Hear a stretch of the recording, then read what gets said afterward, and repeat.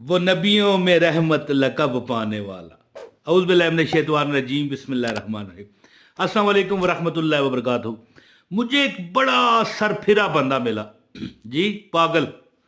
लेकिन बाद में मैंने रियलाइज़ किया कि भाई ये तो बड़ा अजीम था। बड़ा एक दरवेश बंदा मुझे मिला। उसने कहा कि शाबान का जो महीना है, इसमें तुम्हारी, यानी उसके कहने का मतलब था उस दिनों में, उन दिनों में शाबान चल रहा था, ठीक है, क्योंकि महीना चल रहा हो ना, एक वो होती है ना, वेव चल रही होती है, तो रमज़ान चल रहा हो तो कहते हैं रमज़ान है, ये कर लो वो कर लो।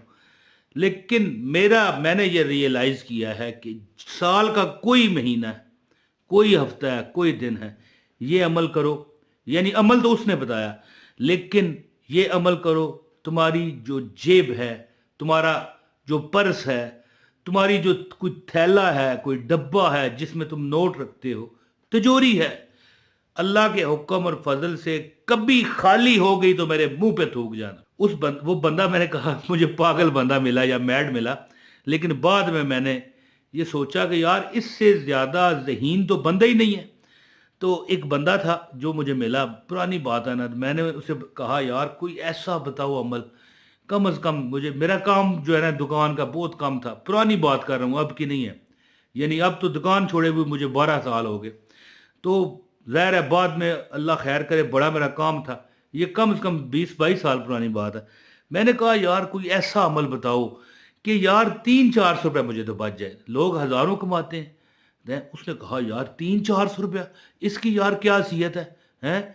मैं तुझे अमल बताता हूँ कि तू जनाब एक कोई थैली रख ले या कोई डब्बा रख ले। एक मिसाल के तौर पर, जैसे वो एक डब्बा नहीं होता जिसमें लोग कोई पैसे वगैरह डालते हैं, ये आप देख सकते हैं। तो डब्बा रख लो, या कोई मतलब तिजोरी है तुम्हारी, या कुछ नहीं यार, पर्स पर एक अमल किया करो। कभी दौलत, उसने कहा, कम हुई तो मुझे पकड़ लेना। और ये शाबान का महीना चल रहा है, यानी ये उसके अल्फाज थे, उन दोनों में ये शाबान चल रहा था। तो उसने कहा शाबान में जो अमल करे। तो बाद में जब मैंने अमल किया, मुझे अल्लाह ने वाकई इतना नवाजा, बड़ी बरकत हुई। यानी मेरे पैसे कभी खाली ना हो, यानी अखराजात रोज़ के ख़त्म तो नहीं होते, एक खर्चा ख़त्म नहीं होता दूसरा शुरू हो जाता है। तो न पर्स खाली होता मेरी, न जेब खाली होती। तो मैंने उससे कहा भाई तू कहता था शाबान में करने वाला अमल है, ये तो साल के किसी महीने में भी कर लो। तो कहने लगा हाँ, तो मैंने कब कहा? मैंने कहा आपने तो कहा था शाबान में। तो उसने कहा शाबान बरकतों वाला महीना नहीं है। मैंने कहा वो तो है। तो फिर उसने कहा कि ज़ाहिर है कुछ दिनों पर फजीलत है, ये तो बाकायदा एक मफहूम है हदीस का। तो अमल बताता हूँ, इंशाअल्लाह ताला आपका भी कभी पर्स, आपकी जेब, आपका बटुआ, आपकी तिजोरी कभी खाली नहीं होगी, दौलत से भरी रहेगी। कहने लगा कि मिसाल के तौर पर एक थैली बना लो, यानी जो उसके अल्फाज हैं। अब ये चीज़ आप तिजोरी पर भी आजमा सकते हो, जेब पर भी आजमा सकते हो, बटुए पर भी आजमा सकते हो। तो कहने लगा एक थैली बना लो, उस पर तुम्हें अमल बताता हूँ, वो कर लिया करो। ज़िंदगी में कभी तुम्हें पैसे की, माल की, दौलत की, रिज़्क की नहीं कमी लगेगी। तो अमल बताता हूँ, गुजारिश है लाजमी जो लाइक करेगा उसको अमल की इजाज़त है। वीडियो लाइक कर दें, एक कमेंट किया करें ताकि हमारा राब्ता आपस में बना रहे। तो दोस्तों मैं आपको वो अमल बताता हूँ। कहने लगा कि जो बंदा चाहता है कि उसके रिज़्क में बहुत बरकत हो, एक तो वो ये काम करे कि बावज़ू रहे। ये तो एक मतलब, ये अमल नहीं है, ये एक फजीलत आपको बताई जा रही है कि जो बंदा ज़्यादा से ज़्यादा बावज़ू रहने की कोशिश करता है, एक तो उसकी नेकियों का मीटर चलता रहता है, और दूसरा उसमें उसको कभी बेबरकती का सामना नहीं होता। और गुर्बत की 99.99% वजह बेबरकती होती है। याद रखें, वगरना रिज़्क तो अल्लाह हर एक को देता है। रिज़्क का वादा तो रब ने सबसे किया हुआ है। जितने भी जानदार हैं इस दुनिया में बशमूल इंसान, अल्लाह सबको रिज़्क देता है। तो ज़ाहिर है फिर कोई बंदा महसूस करे कि मेरा कम है, तो वो बेबरकती होती है। तो कहने लगा कि जो बंदा भी चाहे कि उसका रिज़्क बेबहा बेतहाशा बढ़ जाए, अब वो पर्स में से पैसे निकाले और एक मकान खरीद ले। मिसाल देता हूँ, यानी तिजोरी से निकाले, और तिजोरी से पैसे निकाले और गाड़ी खरीद ले, नज़र आ रही है? तिजोरी से पैसे निकाले और पजारो खरीद ले, हैं जी? अब तिजोरी से पैसे निकाले, शादी के जो उसके मसाइल हैं वो हल हो जाए। ज़ाहिर है शादी भी आजकल ویسے شادی پر پیسے تو نہیں لگنے چاہیے، اگر سنت رسول سے کریں تو پھر تو تھوڑا سا خرچہ اتنا ہے کہ جتنا آپ ایک دن میں کھا پی لیتے ہو اس میں ہو جاتی ہے، لیکن آج کل کے جو رواجات ہیں جو رائج ہو چکے ہیں اس میں پھر لاکھوں کروڑوں روپے چاہیے۔ تو جو بھی عمل مطلب ہے کہ آپ کی حاجت ہے، ضرورت ہے، وہ اللہ اس طرح آپ کے پرس سے پوری کروائے اور پرس بھی خالی نہ ہو، اس کا عمل یہ ہے۔